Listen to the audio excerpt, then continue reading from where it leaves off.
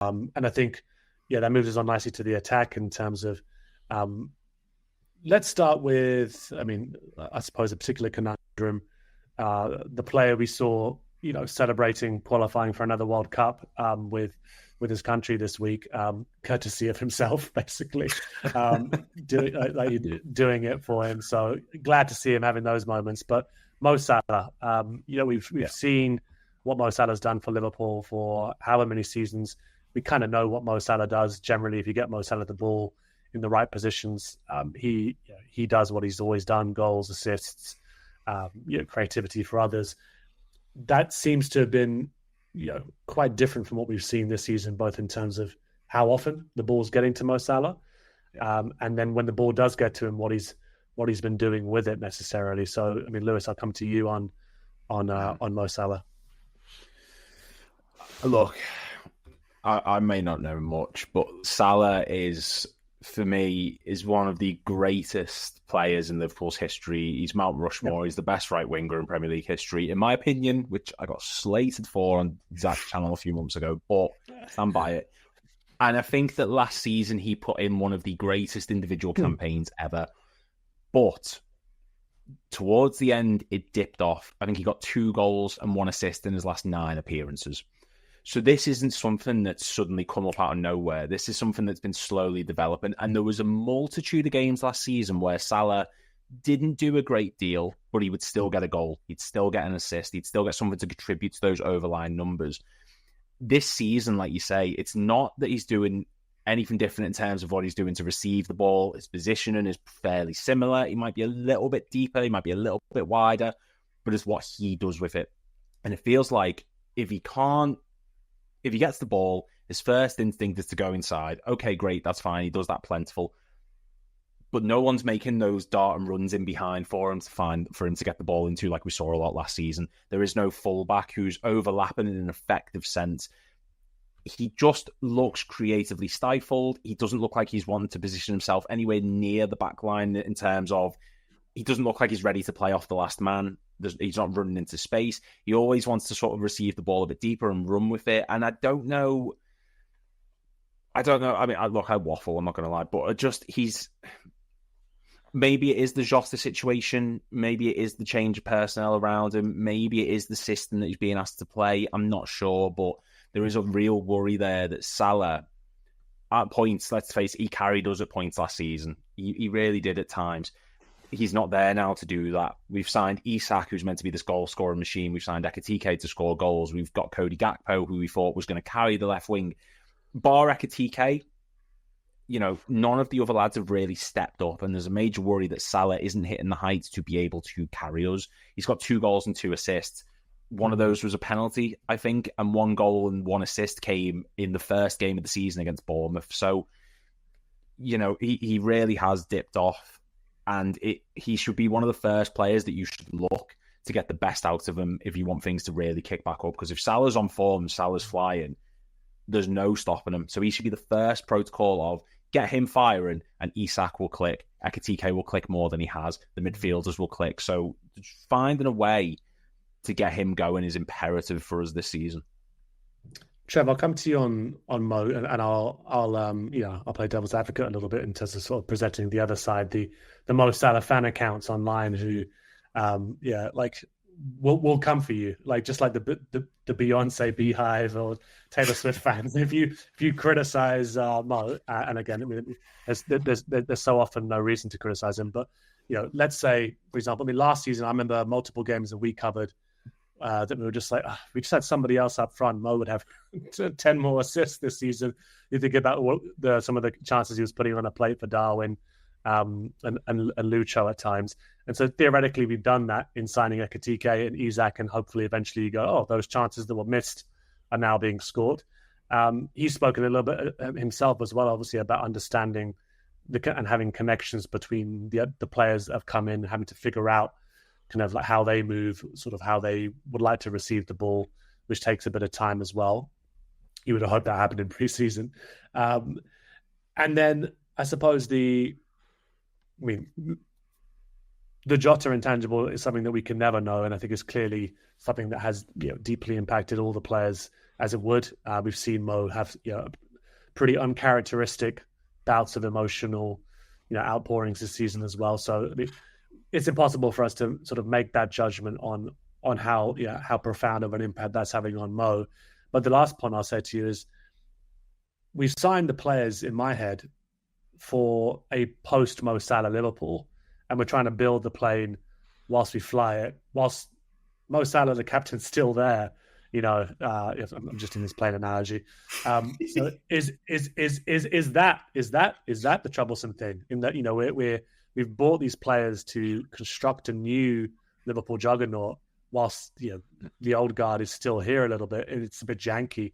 I've thrown a bunch of stuff at you there, Trev, but where Mo Salah is as opposed to kind of where we're used to seeing him, what do you put it down to?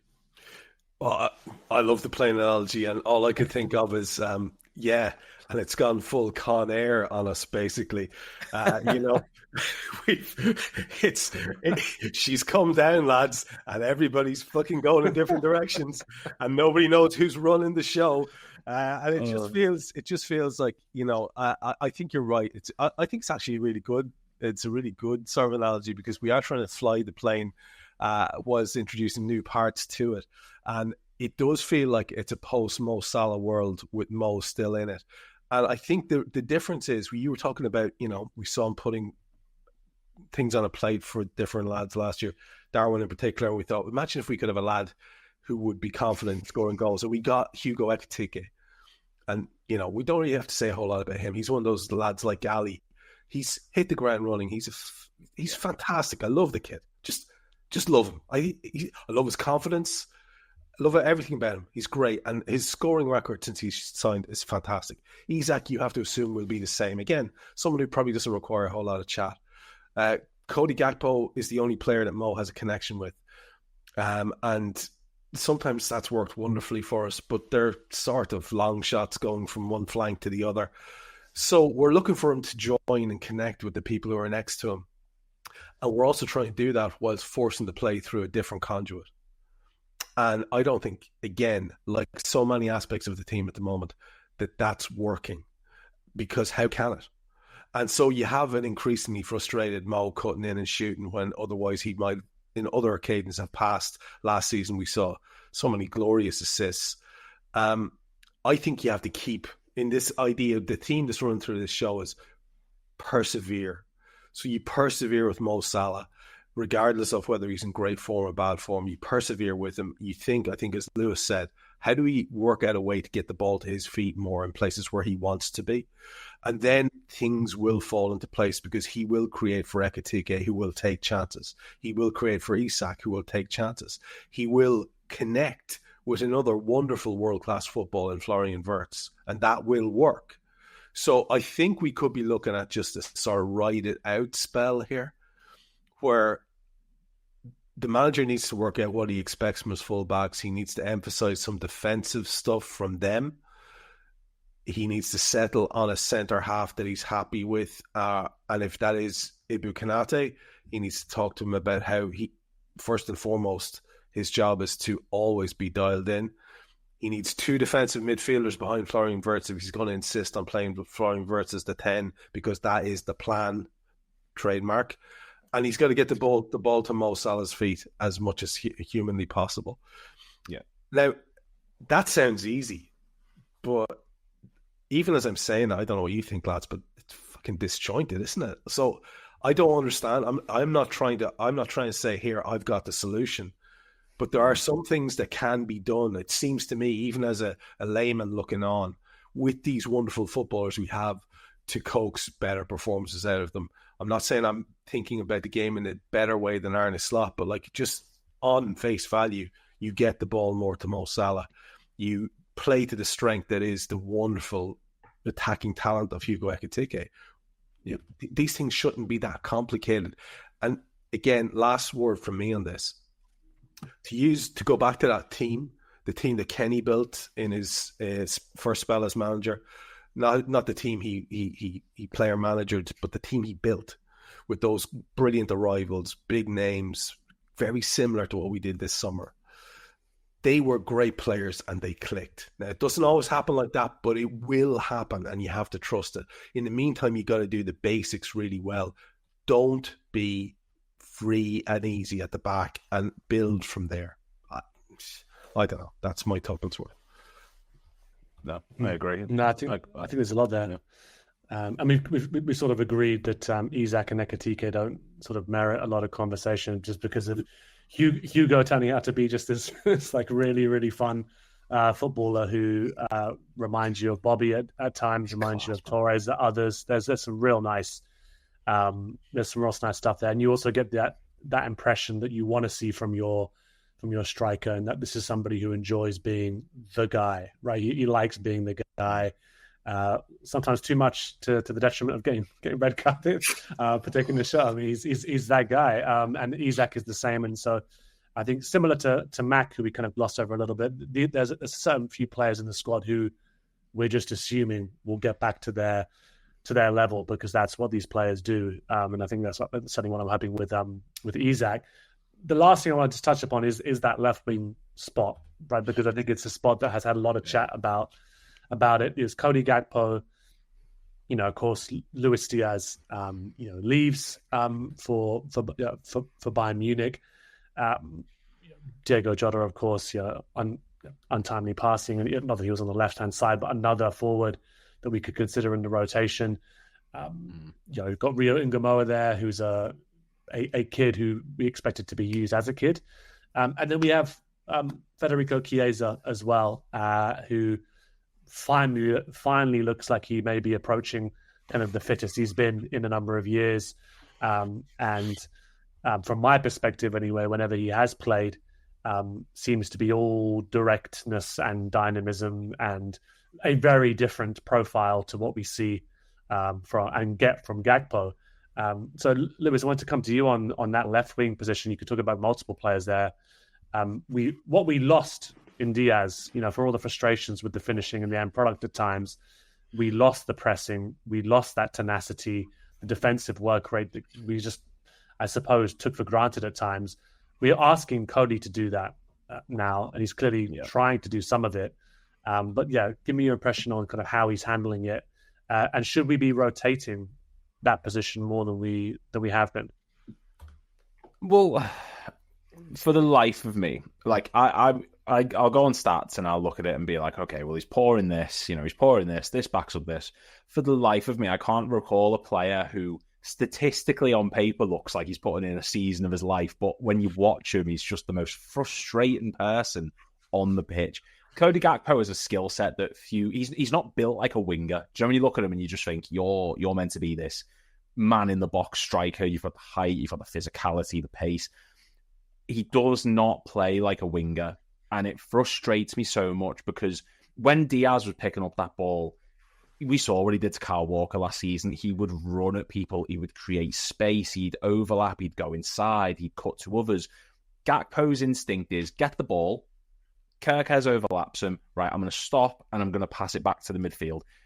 I don't want to see that from Gakpo. In terms of the Premier League this season, like you're absolutely right on his defensive work. He's in the top 10% of wingers for blocks, top 13% for shots blocked, 17% for interceptions, shot creating actions. He's making 4.22 a game. Like, he's been creatively good statistically and defensively good statistically, but he doesn't contribute in a way which feels like anyone else around him is getting any kind of benefit. I don't want my winger to stop play all the time and pass the ball back. I think Salah's suffering from that a bit this season as well. And I know that Slot wants him to play that. It's a tactical setup. He wants the game slowed down. He wants to dictate the tempo. He wants to find midfielders running into space. He wants to switch the ball. He wants to drag players out wide. Absolutely get it. But when Rio Ingamoa came on the pitch against Newcastle, he was the best player on that pitch for that period of time because what he did, got the ball and ran at people. He gave them headaches. He had two defenders on him the second he got on that pitch because he was having a go at them. Against Atletico Madrid, that game was crying out for a Rio Ingamoa because there was space to work with, which Gakpo does not exploit. And I do agree there needs to be rotation because if your player's not in form, like we saw at the start of last season when Quansah was taken off for Canate, that player should be taken out or should be rotated if you've got a viable option behind them. I don't know what Federico Chiesa has done to Slot. I don't know if he's killed his puppy. I don't know if he's stole his wife. I don't know what he's done. Why he can't get a look in perplexes me. He's got 2 goals this season and 2 assists. When he came on last season against Newcastle in the cup final, he got the goal. He scored the match winner against Bournemouth this season. He contributed in the Newcastle game, creating space for Ingamoa to work with. What he has to do to get into this team, I do not know. Because against Southampton, he was top level. He is a very direct, versatile player who can cut inside, can run in space in behind, can play as a 9, can play on the right, can play on the left. Utilize that skill set. If Gakpo is not working because defenders have figured out how to mark him out of games, then play Chiesa, someone who's a direct threat on defenders who don't know how to handle him. It frustrates me sometimes. I think only 2 managers in our history have won a league title in their first season, 3 even. Joe Fagan, Kenny Dalglish, and Slot. Slot's got immense pressure, and we love him for it, for the fact that he won us the league. But there's a stubbornness to him at points that it just drives me a little bit up the wall. I want to see Chiesa given an opportunity in Liverpool shirt because he's warranted it. We've kept him for a reason.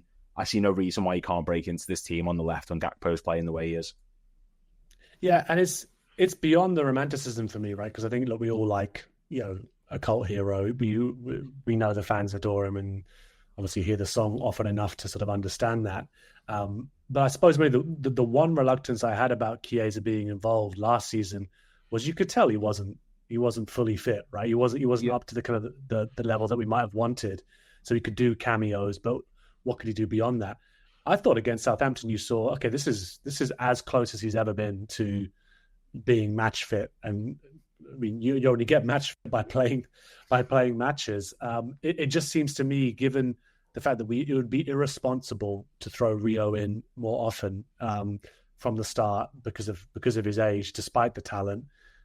You've got an option there that's so different from what you've got in Gakpo, who again I think has scored 3 goals on international duty, like 2 assists, man of the match performances. It's Cody on international duty. We thought he wasn't in form. Apparently he is, but just not in the Premier League.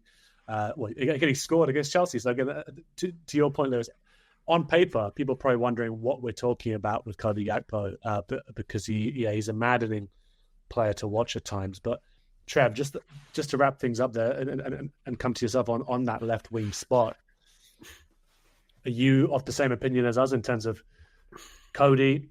He's doing more work. He's doing some of the work that Lucho used to do.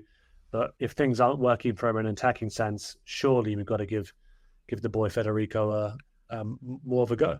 Well, listen, I'm nothing if not a tremendous hypocrite. And having said that, we should persevere with our left back and persevere with our right back. And Lewis embarrassed me into persevering with our number 10 as Verts, rather than shunting him out. Didn't mean to. No, dude, you were so right, and I was inconsistent before. I got a chat before my time. Now's my time, and I'm going to say, yes. Now we don't persevere. Now we say you play the man in form, and again, it's one of those things that people are saying. It was one of those things that people feel like they can question Arne Slot about because it's so painfully obvious that he is a man in form and that he's not just doing it in little bits. And his enthusiasm is so off the scale, and his ability to influence a match and create carnage in the opposition box is so patently clear that you can't understand why he's not involved more. So yes, that is a simple fix, that you don't have Cody absolutely assured of his place simply because he's a systems man in Arne's head. And he should be in a rotation with the kid and with Cody for that position. Just like Cody found himself to be often when there was more challenging opposition theoretically in Arne Slot's mind there for that left spot. And I think that helps the bigger picture here as well. Any final thoughts then, guys? I mean, I suppose the theme has been consistency, except when it comes to Cody Gakpo's case. Sorry, Cody. But yeah, like allowing the players that we've signed this summer to play the roles that they were probably sold on playing when they signed for Liverpool Football Club, accepting there's going to be some bumps in the road as players have to get to full fitness, as players have to gel understanding each other's games.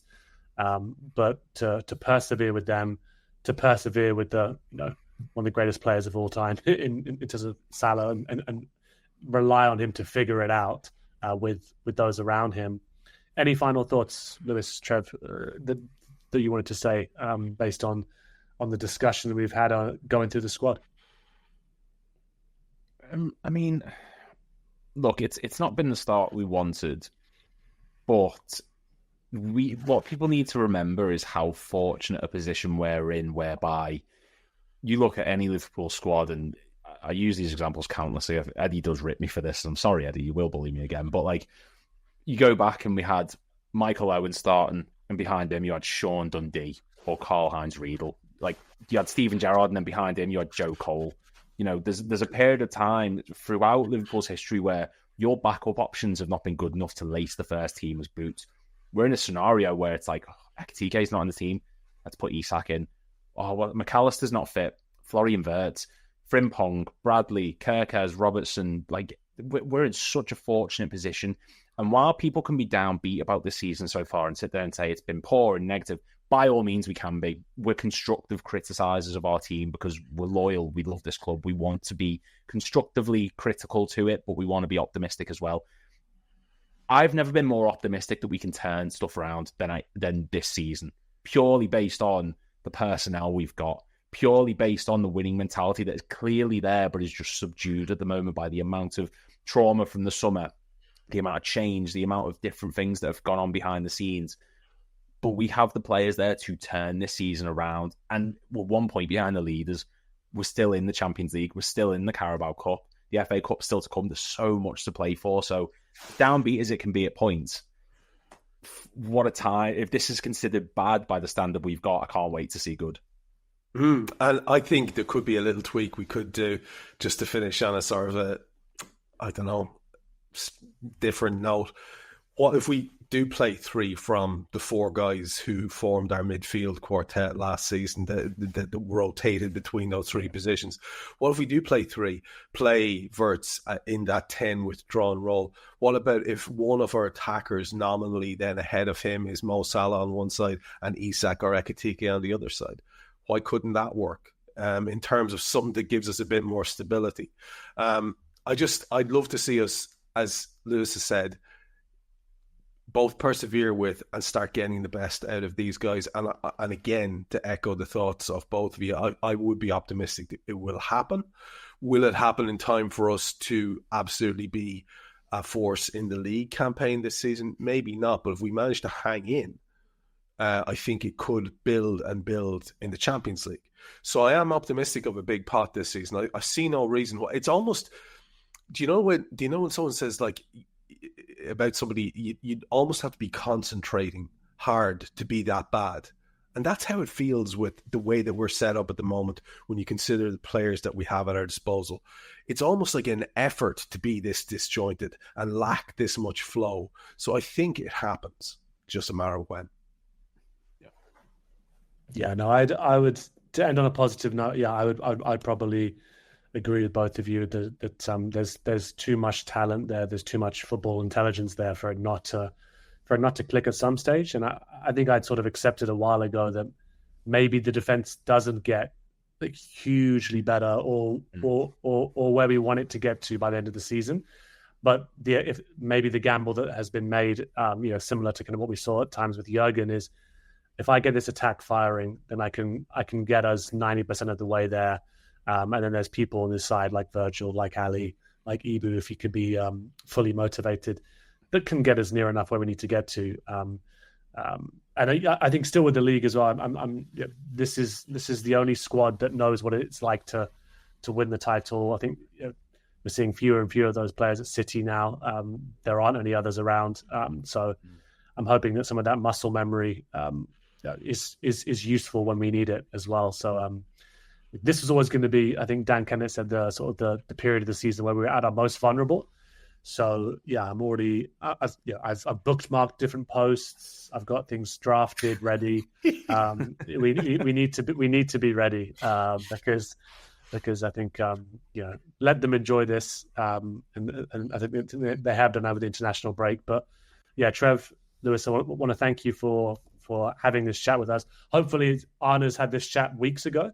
and is now very clear on exactly what he's going to be doing. Because I think we were all racking our brains about different angles of different questions. But yeah, really appreciate you coming on and giving us all your thoughts. And yeah, to all the listeners and to the viewers, hope you've enjoyed this racking of brains that us three have gone on today. I'm sure you've been asking yourself similar questions, and let's hope for a bit more clarity and some more fireworks when Liverpool come back from the international break against who better than Manchester United. So yeah, thanks for watching, thanks for listening.